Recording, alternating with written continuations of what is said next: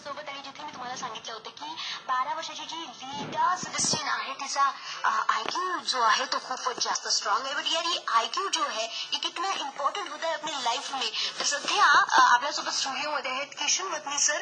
आणि सर औरंगाबादकर सध्या ऐकताय तुम्हाला, तर जरा सांगा आपल्याबद्दल त्यांना. नमस्कार मित्रांनो, मी किशन वतनी. मुळात मी इंजिनियर आहे. 24 वर्षाचा इंडस्ट्रियल एक्सपिरियन्स मला आहे आणि vice president, executive director, CEO अशा चांगल्या पदावर काम केलं. आणि हे करत असताना 5 वर्षापूर्वी एक पुस्तक मला वाचण्यात आलं. ज्या पुस्तकाचं नाव होतं इमोशनल इंटेलिजन्स. आणि मला कळलं की हा विषय अत्यंत महत्वाचा आहे आणि अननोन आहे आपल्यासाठी, विशेषतः भारतीय युथसाठी. म्हणून मी त्या विषयाकडे वळलो. अमेरिकेतलं 6 सेकंड या इन्स्टिट्यूटकडनं मी डबल ग्रॅज्युएशन केलेलं आहे. भारतात माझ्यासारखे फक्त 14च लोक आहेत जे की सर्टिफाईड प्रोफेशनल आहेत या विषयातले. मी भारतभर ट्रेनिंग प्रोग्राम आणि वर्कशॉप्स करत असतो या विषयाचे. तर सर आता तुम्ही इतकं सगळं फिरता सगळीकडे, तुम्हाला माहिती आहे की यूथ कसं आहे सध्या आपल्या इंडियाचं. और ये आईक्यू के चक्कर में ना बड़े सारे लोग फंस जाते. म्हणजे आता मला कळत नाहीये ही जी सेबेस्टियन आहे, जी भारतीय वंशाची ही मुलगी, तिचा इतका जो आईक्यू जो आहे तो इतका स्ट्रॉंग, म्हणजे मॅटर क्या आहे सर, जरा बताओ. इनफॅक्ट मोना, मला इथे तेच सांगायला वाटतं की आजपर्यंत आपल्याला असं वाटत होतं की आपला आयक्यू हा आपल्याला सक्सेस देतो, म्हणून आयक्यूला जगभरातच प्रचंड महत्व आलेलं होतं. पण रिअलिटी तशी नाही. सायंटिस्टला असं लक्षात आलं की खूप चांगला आयक्यू असणारे मंडळी खरंच सक्सेसफुल आहेत का. आणि ज्या एज्युकेशन सिस्टम सगळ्या आयक्यू ओरिएंटेड आपल्या झाल्या होत्या आणि गोल्ड मेडलिस्ट असतील किंवा टॉपर्स असतील स्कूल्स मधले, कॉलेजेस मधले, हे खऱ्या अर्थानं सक्सेसफुल आहेत का, तर नक्की नाहीयेत. आणि सक्सेसफुल मंडळी दुसरीच कोणतरी आहे. मग त्या सगळ्या लोकांचं जेव्हा रिसर्च करण्यात आलं, कारण सक्सेसवरती सगळ्यात जास्त रिसर्च होत असतं जगामध्ये, तेव्हा त्यांच्या लक्षात आलं की ह्या लोकांमध्ये काहीतरी वेगळेच गुण आहेत, बंच ऑफ क्वालिटी. थोड्याच वेळात जाणून घेऊया त्यांच्याकडून. 22 मिनिटांची वेळ औरंगाबादकर सध्या आपल्या स्टुडिओमध्ये वतनी सर आहेत. अँड वतनी सरांसोबत गप्पा सुरू आहेत की यार ये जो आईक्यू होता है, थोड्या वेळापूर्वी त्यांनी सांगितलं की आईक्यू से भी कुछ बड़ी चीज होती है अपने लाईफ में. म्हणजे फक्त आपण विचार करतो की ज्याचा आईक्यू लेवल खूप चांगला असेल त्याला सक्सेस मिळतं लाईफमध्ये, पण मगाशी ते काही क्वालिटीज बद्दल सांगत होते. सर काय होतं ते? आणि त्या बंच ऑफ क्वालिटीजला सायंटिस्टनी नाव दिलं इमोशनल इंटेलिजन्स. कारण त्यात बऱ्याच अंशी इमोशन्सचा किंवा न्यूरोसायकोलॉजीचा वापर होत होता. म्हणून तुम्हाला जर खऱ्या अर्थानं सक्सेस हवी असेल तर तुमचा आयक्यू प्लस इक्यू. आयक्यूचं कॉन्ट्रीब्युशन अगदीच कमी, म्हणजे रुटीन मध्ये 4%, आणि खूप स्पेशलाइज्ड वर्क असेल म्हणजे R&D सारखं तर तिथं 14% असतं. आणि इमोशनल इंटेलिजन्सचं महत्व त्याच्या कितीतरी पट जास्त असतं आपल्या सक्सेसमध्ये. राईट. मला एक विचारायचं, जसं तुम्ही सांगितलं तर आता आयक्यू पेक्षा जास्त मोठा जो आहे तो इक्यू आहे. Correct. त्याचं इम्पॉर्टन्स जास्त आहे आपल्या लाईफमध्ये सक्सेस मिळवण्यासाठी किंवा आणखी इतर गोष्टींमध्ये. तर ते कसं महत्वाचं सर, इक्यू का महत्वाचं आहे जरा सांगा. या प्रश्नाचं उत्तर थोड्याच वेळात घेऊया. किशन वतनी सर आपल्यासोबत आहेत आज रेडिओच्या स्टुडिओमध्ये. बट होता है वो इतना भी ज्यादा इम्पॉर्टंट नहीं होता है लाइफ को सक्सेस बनाने के लिए.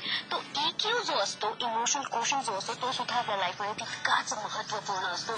तर ते का, या प्रश्नाचं उत्तर ऐकूया वतनी सर काय बोलताय. कारण जेवढं रिसर्च झालंय आता जगभरात वेगवेगळ्या ठिकाणी रिसर्च होऊन परत प्रूव्ह झालेलं आहे की सक्सेसफुल किंवा टॉप परफॉर्मर जे लोक असतात त्यातल्या 90% लोकांचा इक्यू, इमोशनल इंटेलिजन्स, हा जास्त असतो. आणि त्यातही 70% लोक जे असतात त्यांचा आयक्यू म्हणजे बुद्धिमत्ता, जिच्याबद्दल आपण सुरुवातीला चर्चा केली, ती अगदीच नॉर्मल म्हणजे 100च्या आसपास, 90 ते 110च्या आसपास असते, म्हणजे सामान्य असते.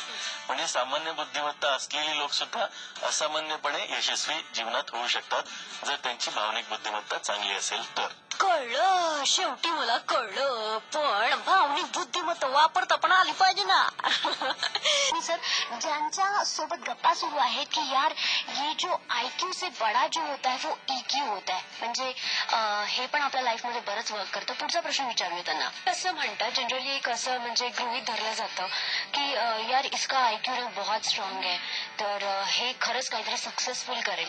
पण जसं तुम्ही सांगितलं की आयक्यू पेक्षा जास्त इम्पॉर्टंट, तर हे सक्सेस लाईफ साठी ते कसं वर्क करतं ते जरा सांगा मला. आता सक्सेस बद्दल बोलायचं झालं आपण तर सक्सेसचा मेजर कॉन्ट्रीब्युटर काय आहे की तुम्हाला चांगले निर्णय करता आले पाहिजे. चांगले निर्णय करण्यासाठी आपलं परफॉर्मन्स चांगलं असणं जरुरीचं आहे. सक्सेस मध्ये सुद्धा फोकस जरुरी आहे चांगल्या परफॉर्मन्ससाठी.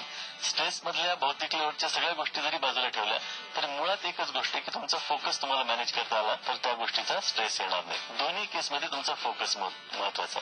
पण who drives focus? Your focus is driven by your attention and your attention is driven by your emotions. म्हणजे एंड ऑफ द डे तुमचे इमोशन्स ठरवत असतात की तुमचं लक्ष कुठे आहे. म्हणजे रस्त्याने जाताना खूप छान विषयावरती आपली चर्चा चालू आहे. अचानक काहीतरी एकदम मोठा आवाज झाला किंवा खमंग काहीतरी वास आला भज्याचा, तर आपलं लक्ष लगेच तिकडे जातं. म्हणजे विषय किती महत्वाचा असेल तर भावना आपल्या लगेच टेम्प्ट होतात आणि आपण तिकडे लक्ष देतो. तर तुमचा फोकस जो ड्राईव्ह करतात शेवटी मेकॅनिझम जे आहे ते इमोशन्स ड्राईव्ह करतात. त्यामुळे ज्यांना इमोशन्स कळल्या आणि त्या मॅनेज करता आल्या त्यांना आपला परफॉर्मन्स पण मॅनेज करता येतो, त्यांना आपला स्ट्रेस पण मॅनेज करता येतं, जे की सक्सेसची चावी आहे. किशन वत्नी सर आपल्यासोबत आहेत आज आणि बऱ्याच महत्वाच्या गप्पा सध्या इथे सुरू आणि त्यांच्यासोबत सुरू आहे गप्पा. ये आईक्यू से ज्यादा जो होता है वो ईक्यू भी लाइफ में बहुत इम्पॉर्टंट होता है. पुढचा एक प्रश्न मी त्यांना विचारते, ईक्यू मुळे एखादी सक्सेस गोष्ट जर तुम्हाला आठवत असेल? चिकार गोष्टी सांगता येतील. धीरूभाई अंबानीपासून कितीतरी उदाहरणं आपल्या शहरातले पण सांगता येतील. हे लोक कधीच अकॅडमिकली ब्रिलियंट नव्हते. रादर बिल गेट सुद्धा त्याचं फेसबुकवरचं वाक्य आपण वाचतो की तो फायनलला फेल झालेला इंजिनिअरिंगला आणि त्याचे क्लासमेट्स होते ते सगळे टॉपर होते. नंतर तेच ह्याच्या कंपनीत बिल गेटच्या कंपनीत नोकरीला आहेत. अशा प्रकारचं वाक्य किंवा धीरूभाई अंबानी पाहतो हे कधीच गोल्ड मेडलिस्ट किंवा टॉपर नव्हते. म्हणजे आयक्यू वाईज नॉर्मल होते ते, पण त्यांच्यामध्ये बाकीचे गुण म्हणजे इंटरपर्सनल रिलेशनशिप आहे, टीम बिल्डिंग आहे, डिसिजन मेकिंग आहे, रेझिलियन्स आहे, म्हणजे एखादा इम्पॅक्ट आल्यानंतर लवकर नॉर्मल्सीला येणं, ह्या सगळ्या ज्या गोष्टी आहेत ना प्रचंड भरभरून होत्या. ऑप्टिमिझम आहे. असं कोण आहे जगामध्ये की ज्याला वाटत नाही की मी श्रीमंत व्हायला नको किंवा मी भरपूर पैसे नाही पाहिजेत मला. होतं का पण ते म्हणजे नुसतं पॉझिटिव्ह थिंकिंग उपयोगाचं नसतं. त्याबरोबर त्यात येणारे प्रॉब्लेम्सचा जर आपण विचार करून त्यावरती उपाययोजना करत असू आणि एक सुवर्ण मध्य जे हवं आहे आपल्याला ते जर आपल्या मनात टार्गेट घेत असू तर ते आपण जास्त चांगले आणि सक्सेस मध्ये खूप मेजर कॉन्ट्रीब्युटर असतात. क्या बात है. तर वतनी सरांनी आज आपल्याला प्रूफ करूनच टाकलं बस की ये आईक्यू से ज्यादा इम्पोर्टेंट जो होता है वो ईक्यू होता है. इमोशन समझने चाहिए बस अपने खुद के आणि त्याला सांभाळता आलं पाहिजे.